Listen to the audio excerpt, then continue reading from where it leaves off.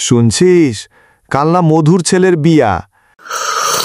আজ সকালে বাজারে গেছিলাম, দেখি মধু এক হাতে থলে আর এক হাতে লিস্ট, হাঁটতেছে যেন জমিদারির ভাব লইয়া। আমি ডাইরেক্ট ডাক দিলাম, ও মধু, কি খবর? মধু ঘাম মুছতে মুছতে বলল, বাপু, বিয়ার বাজার করতাছি। আমি দেখি তার থলেতে ডিম, মুরগি, গরুর মাংস, চাল, ডাল, ঘি, মশলা, যেন বাজার না, রাজভোগের আয়োজন। আমি বললাম, তোর ছেলের বিয়া না, নাকি পুরো গ্রামের ভোজন? মধু আবার হেসে বলল, এই বাপু, সম্মান রাখতে হয়। আজকাল বিয়ার খরচ কম করলে মানুষ মুখ বাঁকায়, আবার বেশি করলে বলে ঢং দেখায়। তাই আমি মাঝামাঝিই ধরতাছি, কিন্তু মাঝামাঝি ধরতে ধরতেই পকেটের ছাল উঠতেছে।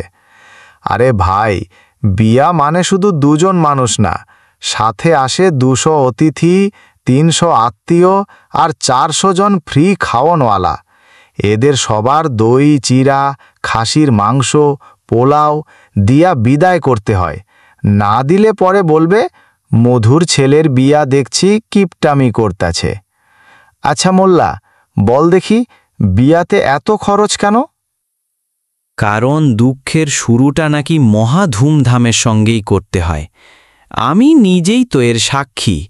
বিয়ের দিনটা দেখছি সবারই খুব রঙিন যায়, আমারটাও গেছিল, কিন্তু রঙিন ছিল শুধু আমার চোখটা, আমার ভবিষ্যৎ ছিল পুরো অন্ধকারে।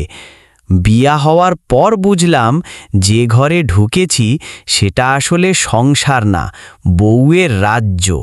উঠকে বসতে, ডান বামে, সামনে পিছনে শুধু বউয়ের হুকুম। এটা করো, ওটা করো, এদিকে যাও, ওখানে যাইও না। মনে হয় আমি যেন প্রজা আর বউ রাজা। আগে আমার স্বাধীনতা ছিল, রাতে দেরি করে ঘুম, সকালে আরামে উঠা, বন্ধুর সঙ্গে আড্ডা। এখন সকালের আলো দেখার আগেই বউয়ের পেচপেচানি বাজে, উঠছো না, পানি আনো, চা বানাও, বাজারে যাও, এটা ঠিক না, ওটা ভুল। আমি ভাবলাম বিয়া করলে নাকি শান্তি আসে। কোথায় কি শান্তি, তো দূরের কথা। ঘরে ঢুকলেই মনে হয় আমি কোনো আদালতে ঢুকছি, আর বউ বিচারক হইয়া বসে আছে। মানুষ বলে বউ নাকি ঘরের লক্ষ্মী। ঠিক আছে, লক্ষ্মী আছে, কিন্তু সাথে মনে হয় কালীও আছে। এক সময় মনে হয় আমার স্বাধীনতা বিয়ের দিনই লোকজনকে ধুমধাম কইরা ভাত খাওয়াইয়া বিদায় দিছি। কিন্তু কি আর করব, বউ বলে আর আমিও শুনি, জীবনের বাকি অংশটা হুকুমের নিচেই কাটাইতে হইব মনে হয়।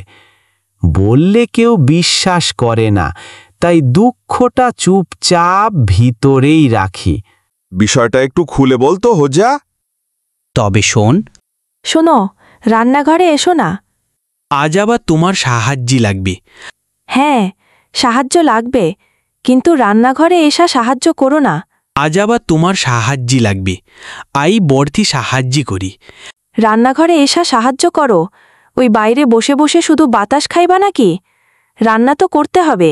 এসে একটু তরকারি কেটে দাও, পেঁয়াজ রসুনটা দাও, আর পানিটা এনে দিও। আমি রান্ধন ঘরে আলেই তো হাঁড়ি পাতিলের সাথে ধাক্কা ধাক্কি হয়।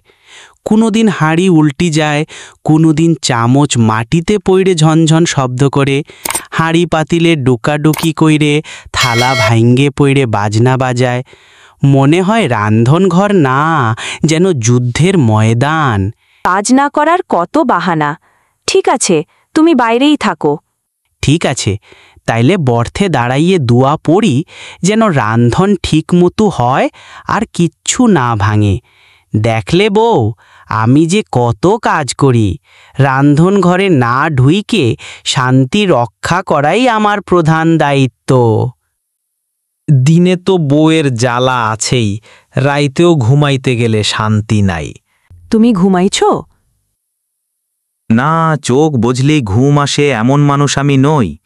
তাহলে একটা কথা জিজ্ঞেস করি? এই রাত বিরাতে প্রশ্ন? আচ্ছা বলো। তুমি আমাকে ভালোবাসো? এই প্রশ্নের উত্তর দিলে আবার 1 ঘন্টা ঝগড়া হইব, তাই চুপ। চুপ মানে? চুপ থাকায়ও আমার সন্দেহ করতেছে। তুমি কি অন্য কোনো রমণীকে ভালোবাসো? সন্দেহই করবে, বললেও সমস্যা, না বললেও সমস্যা। আমি তো শুধু শুনতে চাইলাম। আর আমি চাই শান্তিতে ঘুমাইতে। কিন্তু আমি ঘুমোতে পারতাছি না, মাথা কেমন করতাছে, ঘুমই আসতেছে না। চোখ বোঝো, গভীর শ্বাস নাও। এখন ভাবো তুমি আমাকে বকতাছ।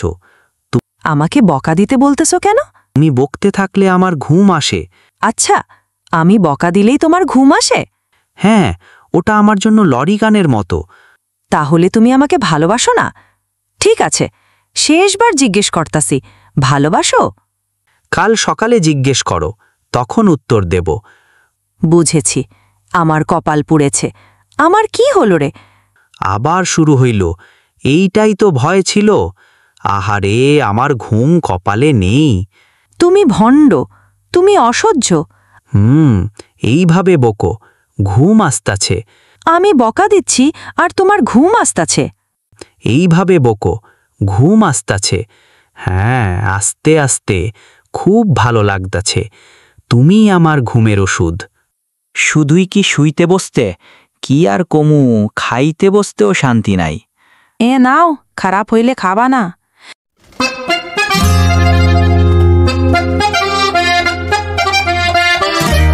না, ভালোই ভালো। খাবার খুব মজা হয়েছে তাই না? সব গোগ্রাসে খেয়ে নিলে, কোনো দিকে না তাকিয়েই। ওরে, শুনছো? খারাপ লাগতাছে না? দাঁড়াও, আমি একটু খেয়ে দেখি।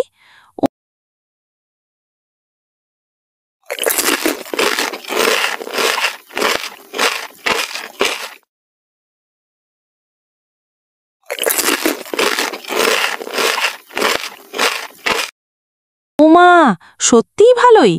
এত লবণ পড়েছে, জিভ তো শুকায়া কাঠ হইয়া যাইতাছে আমার। কিন্তু এত লবণ, তাও চুপচাপ খাইতেছো? তুমি বললে না খারাপ হলে খাইবা না, কিন্তু তুমি তো বলনি খারাপ আমি নাকি খাবার। তাই খেয়ে প্রমাণ করতাছি আমি খারাপ না, আমি কত ভালো। এত লবণ পড়েছে, জিভ তো শুকায়া কাঠ হইয়া যাইতাছে আমার। হ্যাঁ, দেখতাছো, তোমার মুখের লবণের কাছে তো এটা কিছুই না। মানে কি বলতাছো? কি, আমার রাগের লবণ বেশি? মানে তুমি রাগ করলে যত লবণ ছিটায়, এই পাতে তার অর্ধেকও নেই। হ্যাঁ, ওটা এত শক্তিশালী যেই সাধারণ লবণ তার কাছে খেলনা মাত্র। বউয়ের জ্বালায় মনে হয় মাঝে মাঝে নিরুদ্দেশ হইয়া যাই। গিন্নির কেচকেচানি কম যাতে শোনা লাগে, হের লাইগা দেরি কইরা বাড়ি ফিরেও লাভ নাই। বউ হাজির ঝাঁটা লইয়া। গিন্নি, ও গিন্নি, দরজা খুলো, শীতে বরফ হইয়া যাইতাছি, হাত পা জমে কাঠ হইয়া যাইতাছে, আর একটু হইলে মূর্তি বানাইয়া ফেলবা। খুলো রে বউ, কুকুর বিড়ালো ঘরের ভেতরে আর তোমার স্বামী বাইরে। যদি দরজা না খুলো, তাহলে কাল সকালে প্রতিবেশীরা বলবে বরফের মূর্তি কোথা থেকে আনলা।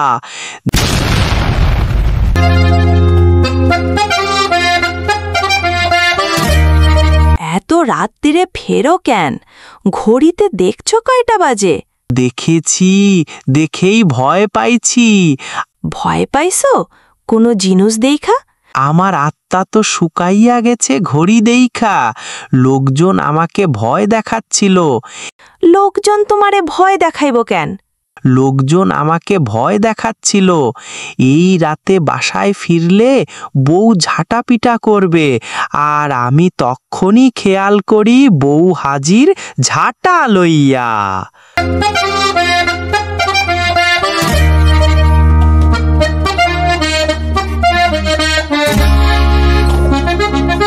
এই ঝালাময় সংসারে থাকো কি করে হজ্জা? চুপ থাইকা। তাই নাকি? শুধু চুপ থাকলেই চলে? লাগে, তয় চুপ থাকলে কম শোনা যায়। কিন্তু কষ্ট লাগে না? আর না থাকলে? তখন ঝাল হয় লঙ্কা, আর আমি ওই পিয়াজ, চোখে পানি।